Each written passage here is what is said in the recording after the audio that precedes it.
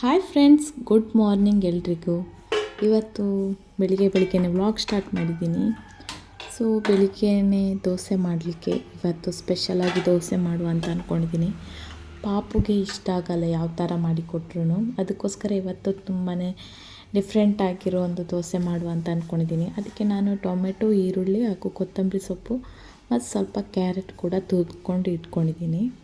ಇವಾಗ ಏನೂ ಇಲ್ಲ, ರೆಗ್ಯುಲರಾಗಿ ನಾವು ಉದ್ದಿನ ದೋಸೆ ಮಾಡ್ತೀವಲ್ಲ, ಕಟ್ತಿರ್ತೀವಲ್ಲ, ಅದೇ ಹಿಟ್ಟನ್ನು ನಾನಿವಾಗ ದೋಸೆ ಮಾಡ್ತಾಯಿದ್ದೀನಿ. ಅದ್ರ ಮೇಲೆ ಇದನ್ನೆಲ್ಲ ಹಾಕಿ ಸ್ವಲ್ಪ ಉಪ್ಪು ಹಾಕಿ ಚೆನ್ನಾಗಿ ಬೇಯಿಸ್ಕೊಳ್ಬೇಕು. ಇದು ತುಂಬ ಹೆಲ್ದಿ ಕೂಡ, ಮಗುಗೂ ಕೂಡ ಇಷ್ಟ ಆಗುತ್ತೆ. ಕಲರ್ಫುಲ್ಲಾಗಿರುತ್ತಲ್ಲ ದೋಸೆ, ಹಾಗಾಗಿ ಇಷ್ಟಪಟ್ಟು ತಿಂತಾರೆ. ಅವಳಿಗೋಸ್ಕರ ನಾನು ಮಾಡ್ತಿರೋದು. ಅವಳಿಗೆ ಯಾವುದು ಕೂಡ ಇಷ್ಟ ಆಗಲ್ಲ ನಾನು ಮಾಡಿರೋ ತಿಂಡಿ. ದಿನಕ್ಕೊಂದೊಂದು ಥರದ್ದು ಬೇಕಂತ ಹೇಳ್ತಾಳೆ. ಅದಕ್ಕೋಸ್ಕರ ನಾನಿವತ್ತು ಸ್ವಲ್ಪ ಡಿಫ್ರೆಂಟಾಗಿರಲಿ ದೋಸೆ ಅಂಥೇಳಿ ಈ ಥರ ಮಾಡಿಕೊಟ್ಟಿದ್ದೀನಿ. ನಾವಾದರೆ ಯಾವ ಥರ ಇದ್ದರೂ ಕೂಡ ತಿಂತೀವಿ, ಆದರೆ ಈ ಮಕ್ಕಳನ್ನು ತಿನ್ನಿಸೋದು ಎಷ್ಟು ಕಷ್ಟ ಅಂಥೇಳಿ ಆ ಮಕ್ಕಳಿದ್ದವರಿಗೆ ಗೊತ್ತಿರ್ತದೆ. ಸೊ ಇವಳಂತೂ ತಿನ್ನೋದ್ರಲ್ಲಿ ತುಂಬಾ ಕಷ್ಟ ನಂಗೆ ಕೊಟ್ಟಿದ್ದಾಳೆ. ಇವಾಗಾದರೂ ಅಷ್ಟೇ, ಅವಳಿಗೆ ಡೈಲಿ ನಾನು ಏನಾದರೂ ಡಿಫ್ರೆಂಟಾಗಿ ಮಾಡಿಕೊಟ್ರೆ ಮಾತ್ರ ತಿಂತಾಳೆ. ಸೊ ಇವತ್ತು ದೋಸೆ ಕೂಡ ಅಷ್ಟೇ, ಡೈಲಿ ನಾವು ದೋಸೆ ಥರದ್ದೇ ತಿಂದು ಅವಳಿಗೆ ತುಂಬ ಬೋರ್ ಆಗಿದೆ. ಅದಕ್ಕೆ ಇವತ್ತು ಸ್ವಲ್ಪ ಚೇಂಜಸ್ ಇರಲಿ ಅಂಥೇಳಿ ನಾನು ಈ ಥರ ದೋಸೆ ಮಾಡಿಕೊಟ್ಟಿದ್ದೀನಿ. ಸೊ ಅವಳಿಗೆ ಖಾರ ತಿನ್ನಲ್ಲ, ಅದಕ್ಕೋಸ್ಕರ ನಾನು ಕಾಯಿ ಮೆಣಸೇನು ನಾನು ಹಾಕಿಲ್ಲ. ನಮಗೆ ದೋಸೆ ಮಾಡಿದ್ದಕ್ಕೂ ನಾನು ಹಾಕಲಿಲ್ಲ, ಯಾಕಂದರೆ ಚಟ್ನಿ ಇತ್ತು, ಅದಕ್ಕೋಸ್ಕರ ನಾನು ಕಾಯಿ ಮೆಣಸು ಹಾಕಲಿಲ್ಲ. ನೀವು ಯಾರಾದರೂ ಈ ಥರ ದೋಸೆ ಮಾಡೋದಾದರೆ ಕಾಯಿ ಮೆಣಸು ಬೇಕಾದ್ರೆ ಸಣ್ಣದಾಗಿ ಹೆಚ್ಚಿ ಹಾಕ್ಕೊಳ್ಬೋದು. ಸೊ ಅವಳಿಗೆ ಇಷ್ಟ ಆಯಿತು ಈ ದೋಸೆ. ನನಗೆ ತುಂಬ ಭಯ ಆಗಿತ್ತು ಅವಳಿಗೆ ಇಷ್ಟ ಆಗುತ್ತಾ ಇಲ್ವಾ ಅಂತ. ಶೋನು ಹೇಗಿದೆ? ಚೆನ್ನಾಗುಂಟಾ? ಹೇಗುಂಟು? ಟೇಸ್ಟ್ ಇದೆಯಾ? ಸೂಪರಾ? ದೋಸೆ ಮಾಡ್ತಾ ಸೈಡಲ್ಲಿ ಚಹಾ ಕೂಡ ಇಟ್ಕೊಂಡೆ ನಾನು. ಮತ್ತು ತುಂಬ ದಿನಗಳಿಂದ ನಾನು ಸಕ್ಕರೆನ ಬಿಟ್ಟಿದ್ದೀನಿ. ನಾನು ಸಕ್ಕರೆ ತಿಂತಾನೇ ಇಲ್ಲ, ಬೆಲ್ಲ ಹಾಕಿಯೇ ಚಹಾ ಮಾಡೋದು. ಸೊ ಆಲ್ಮೋಸ್ಟ್ ನಾನು ಏನೇ ಮಾಡೋದಾದರೂ ಇವಾಗ ಬೆಲ್ಲನೇ ಯೂಸ್ ಮಾಡ್ತಾಯಿದ್ದೀನಿ. ಮತ್ತು ಬೆಲ್ಲ ತಿನ್ನೋದ್ರಿಂದ ರಕ್ತ ಕೂಡ ಹೆಚ್ಚುತ್ತೆ, ಅದಕ್ಕೋಸ್ಕರ ನಾನು ಜಾಸ್ತಿ ಬೆಲ್ಲವನ್ನೇ ಯೂಸ್ ಮಾಡ್ತಾಯಿದ್ದೀನಿ.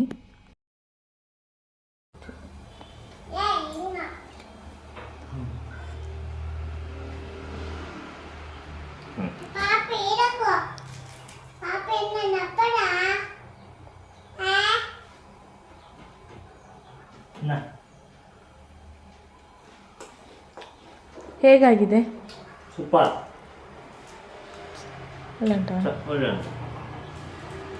ಹಸ್ಬೆಂಡ್ ತಿಂಡಿ ಆದಮೇಲೆ ನಾನು ಕೂಡ ತಿಂಡಿ ಬೇಗ ತಿಂದೆ, ಯಾಕಂದರೆ ಇನ್ನು ಸ್ಕೂಲಿಗೆ ಹೋಗ್ತಾಳೆ ಪಾಪು. ಅವಳನ್ನು ಕೂಡ ರೆಡಿ ಮಾಡಬೇಕಿತ್ತು. ಅವಳದ್ದು ಕೂಡ ತಿಂಡಿ ನಾನು ತಿನ್ನಿಸಿದ್ದೆ ಅವಳಿಗೆ. ಇನ್ನು ಅಡುಗೆ ಎಲ್ಲ ಆದಮೇಲೆ ಕಿಚನ್ ನೋಡಿದರೆ ಯಾವ ಥರ ಆಗಿರುತ್ತೆ ನೋಡಿ. ಮತ್ತು ನಮ್ದು ತುಂಬ ಸಣ್ಣ ಕಿಚನು. ಅಡುಗೆ ಕೋಣೆ ಕ್ಲೀನ್ ಆದಮೇಲೆ ನನಗೆ ತುಂಬ ಸಮಾಧಾನ. ಅದಾದಮೇಲೆ ಇನ್ನು ಶೋನನ್ನು ಸ್ಕೂಲಿಗೆ ಕೂಡ ಕಳಿಸ್ಲಿಕ್ಕಿದೆ. ಅವಳನ್ನು ಕೂಡ ನಾನಿವಾಗ ರೆಡಿ ಮಾಡ್ತಾಯಿದ್ದೀನಿ. ಮನೆ ಹತ್ತಿರದಲ್ಲೇ ಇರೋದ್ರಿಂದ ನಾನು ಅವಳನ್ನು ನಾನೇ ಕರ್ಕೊಂಡೋಗಿ ಬಿಟ್ಟು ಬರ್ದೆ.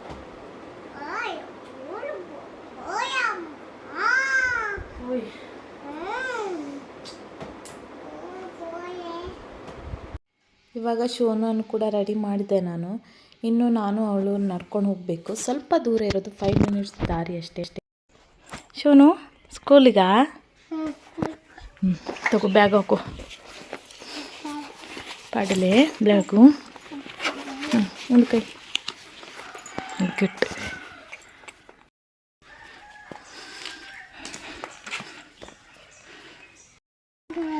ಬಾ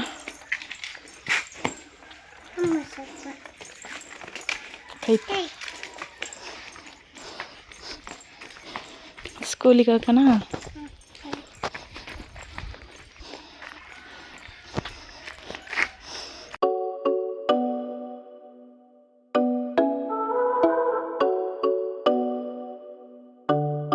ಪಾಪನ್ನ ಬಿಟ್ಟು ಬಂದಾದಮೇಲೆ ನನಗೆ ಎಷ್ಟು ಕೆಲಸ ಇದೆ ನೋಡಿ. ಅಲ್ಲೆಲ್ಲೇ ಗೊಂಬೆ ಅದು ಇದು ಎಲ್ಲ ಬಿಸಾಡಿರ್ತಾಳೆ. ಕಸ ಗುಡಿಸ್ಬೇಕು, ಒರೆಸ್ಬೇಕು. ಅವಳನ್ನು ಬಿಟ್ಟು ಬಂದಮೇಲೆ ನಾನು ಎಲ್ಲ ಕೆಲಸ ಮಾಡೋದು. ಮನೇಲಿ ಹೌಸ್ ವೈಫ್ ಆಗಿದ್ದರೆ ಎಷ್ಟು ಕೆಲಸ ಅಲ್ವ, ಮನೆಯದು ಕೆಲಸ ಇದ್ದೇ ಇರುತ್ತೆ. ಸೊ ಬೇಗ ಬೇಗ ಕೆಲಸ ಮುಗಿಸ್ತೀನಿ ನಾನಿವಾಗ. ಹಾಯ್ ಫ್ರೆಂಡ್ಸ್, ಕೆಲಸ ಎಲ್ಲ ಆಯಿತು ಹಾಗೂ ಪಾಪನ ಕೂಡ ನಾನು ಸ್ಕೂಲಿಗೆ ಬಿಟ್ಟು ಬಂದೆ. ಇವಾಗ ಅವಳು ಸ್ಕೂಲಿಗೆ ಹೋಗ್ಲಿಕ್ಕೆ ಸ್ಟಾರ್ಟ್ ಮಾಡಿದ್ಮೇಲೆ ನಂಗೊಂದು ಸ್ವಲ್ಪ ಫ್ರೀ ಟೈಮ್ ಸಿಗುತ್ತೆ. ಹಾಗೆಯೇ ಇವಾಗ ಒಂದು ವಿಷಯನ ಶೇರ್ ಮಾಡ್ಕೊಳ್ಳುವ ಅಂತ ಅಂದ್ಕೊಂಡಿದ್ದೀನಿ. ನಿಮಗೂ ಕೂಡ ನನ್ನ ಫೇಸಲ್ಲಿ ತುಂಬ ಚೇಂಜಸ್ ಕಾಣ್ತಾ ಇರ್ಬೋದು. ನಾನು ಮೊದಲಿನ ವೀಡಿಯೋ ಕಂಪೇರ್ ಮಾಡಿದ್ರೆ ಇವಾಗ ತುಂಬ ಸ್ಲಿಮ್ ಆಗಿದ್ದೀನಿ. ನಾನು ಸ್ಲಿಮ್ ಆಗಲಿಕ್ಕೆ ಏನು ಮಾಡಿದೆ ಅದನ್ನ ನಾನು ನಿಮಗೆ ಇವತ್ತು ಶೇರ್ ಮಾಡುವ ಅಂತ ಅಂದ್ಕೊಂಡಿದ್ದೀನಿ. ನಾನು ಡಯಟ್ ಮಾಡ್ತಿದ್ದೆ, ಆಮೇಲೆ ತುಂಬ ಎಕ್ಸಸೈಸ್ ಕೂಡ ಮಾಡ್ತಿದ್ದೆ. ಸೊ ಅದು ಕಾಮನ್ನಾಗಿ ಸಪೋರ್ ಆಗಲಿಕ್ಕೆ ಎಲ್ಲರೂ ಕೂಡ ಆ ಥರ ಮಾಡೇ ಮಾಡ್ತಾರೆ. ನಾನು ಕೂಡ ಆ ಥರನೇ ಮಾಡಿದೆ. ಪ್ರೆಗ್ನೆನ್ಸಿಯಲ್ಲಿ ನಾನು ತುಂಬ ದಪ್ಪ ಆಗಿದ್ದೆ. ಹಾಗಾಗಿ ನಾನು ಸ್ಲಿಮ್ ಆಗಲಿಕ್ಕೆ ಏನು ಡಯಟ್ ಏನೂ ಕೂಡ ಮಾಡ್ತಾ ಇರಲಿಲ್ಲ. ಏನು ಸಿಗುತ್ತೆ ಅದೆಲ್ಲ ತಿಂತಿದ್ದೆ. ಹಾಗಾಗಿ ತುಂಬ ದಪ್ಪ ಕೂಡ ಆಗಿದ್ದೆ ನಾನು. ಅದಕ್ಕೋಸ್ಕರ ನನಗೆ ನನ್ನನ್ನು ನೋಡುವಾಗಲೇ ತುಂಬ ಒಂಥರ ಫೀಲ್ ಆಗ್ತಿತ್ತು, ಇಷ್ಟು ದಪ್ಪ ಆಗಿಬಿಟ್ಟೆಲ್ಲ. ತುಂಬ ಸ್ಲಿಮ್ ಇದ್ದೆ ನಾನು ಮದುವೆ ಆಗುವಾಗ. ಇವಾಗ ತುಂಬ ದಪ್ಪ ಆದಲ್ಲ ಅಂತ ತುಂಬ ಬೇಸರ ಕೂಡ ಆಗ್ತಾಯಿತ್ತು. ಹಾಗಾಗಿ ನಾನು ಎಕ್ಸಸೈಸ್ ಮಾಡ್ತಿದ್ದೆ ಹಾಗೂ ಡಯಟು ಕೂಡ ಪ್ರಾಪರಾಗಿ ನಾನು ಫಾಲೋ ಮಾಡ್ತಿದ್ದೆ. ತಿನ್ನೋದ್ರಲ್ಲಿ ಕೂಡ ತುಂಬ ಕಂಟ್ರೋಲ್ ಮಾಡ್ತಿದ್ದೆ. ಜಂಕ್ ಫುಡ್ ಆಗಲಿ ಆಯಿಲ್ ಫುಡ್ ಏನೂ ತಿಂತಾ ಇಲ್ಲ. ಹಾಗಾಗಿ ನಾನು ಸ್ಲಿಮ್ ಕೂಡ ಆದೆ. ಊಟ ಕೂಡ ನಾನು ಕರೆಕ್ಟಾಗಿ ಮಾಡ್ತಾಯಿಲ್ಲ, ಸ್ವಲ್ಪ ಸ್ವಲ್ಪ ತಿಂತಿದ್ದೆ. ಅದರಿಂದ ನನಗೆ ತುಂಬ ಪ್ರಾಬ್ಲಮ್ ಆಯಿತು. ಏನು ಪ್ರಾಬ್ಲಮ್ ಆಯಿತಂದರೆ, ನನಗೆ ಮೊದಲಿಂದ ಕೂಡ ನನಗೆ ಬ್ಲಡ್ ಸ್ವಲ್ಪ ಕಮ್ಮಿ ಆಗುತ್ತೆ. ನನಗೆ HP ಹಿಮೋಗ್ಲೋಬಿನ್ ತುಂಬ ಕಮ್ಮಿ ಆಗುತ್ತೆ. ಹಾಗಾಗಿ ನನಗೆ ಆಹಾರ ನಾನು ಸರಿಯಾಗಿ ತಿಂತಿರಲಿಲ್ವಲ್ಲ, ಹಾಗಾಗಿ ನಂಗೆ ಸ್ವಲ್ಪ ಹಿಮೋಗ್ಲೋಬಿನ್ ಕೂಡ ಕಮ್ಮಿ ಆಯಿತು. ಸೊ ಅದಕ್ಕೋಸ್ಕರ ನಾನು ಡಯಟ್ ಎಲ್ಲ ಇವಾಗ ಬಿಟ್ಟಿದ್ದೀನಿ. ನನಗೆ ಇಷ್ಟೇ ಸಾಕು ಸ್ಲಿಮ್ ಅಂತ ಅನ್ನಿಸ್ತಿದೆ. ಇವಾಗ ಕೂಡ ನಾನು ಫುಡ್ಡಲ್ಲಿ ಕಂಟ್ರೋಲ್ ಮಾಡ್ತೀನಿ. ಹಾಗೆ ನಾನು ಫ್ರೂಟ್ ಜ್ಯೂಸ್ ಎಲ್ಲ ಮಾಡಿ ಕುಡಿತೀನಿ. ನನ್ನ ಹಿಮೋಗ್ಲೋಬಿನ್ ಇವಾಗ ಸ್ವಲ್ಪ ಜಾಸ್ತಿ ಆಗಿದೆ. ನಾನು ಆಮೇಲೆ ನನಗೆ ಡಾಕ್ಟ್ರು ಕೂಡ ಟ್ಯಾಬ್ಲೆಟ್ಸ್ ಕೂಡ ಬರೆದು ಕೊಟ್ಟಿದ್ದರು ಹಿಮೋಗ್ಲೋಬಿನ್ ಜಾಸ್ತಿ ಆಗಲಿಕ್ಕೆ. ಸೊ ಅದನ್ನು ಕೂಡ ತಗೊಳ್ತಾ ಇದ್ದೀನಿ. ನೀವು ಕೂಡ ಸ್ಲಿಮ್ ಆಗಬೇಕಂತ ಅಂದ್ಕೊಂಡಿದ್ರೆ ನಾನು ಯಾವ ಥರ ಡಯಟ್ ಫಾಲೋ ಮಾಡಿದ್ದೀನಿ ನಾನು ನಿಮಗೂ ಕೂಡ ಟಿಪ್ಸ್ ಕೊಡ್ತೀನಿ. ನೆಕ್ಸ್ಟ್ ವೀಡಿಯೋದಲ್ಲಿ ನೀವು ಕಮೆಂಟ್ ಮಾಡಿದರೆ ಈ ವಿಡಿಯೋ ನಾನು ಯಾವ ಥರ ಡಯಟ್ ಮಾಡ್ತಿದ್ದೆ, ಯಾವ ಥರ ಎಕ್ಸಸೈಸ್ ಮಾಡ್ತಿದ್ದೆ ಅದನ್ನು ಕೂಡ ನಾನು ನಿಮಗೆ ಹೇಳ್ಕೊಡ್ತೀನಿ. ಮತ್ತು ನನ್ನ ವೀಡಿಯೋದಲ್ಲಿದ್ದರೂ ಕೂಡ ಯೂಟ್ಯೂಬಲ್ಲಿ ತುಂಬ ಬೇಕಾದಷ್ಟು ಎಕ್ಸಸೈಸ್ ಕೂಡ ಉಂಟು, ನೀವು ಅದು ಕೂಡ ನೋಡಿ ಫಾಲೋ ಮಾಡ್ಬೋದು.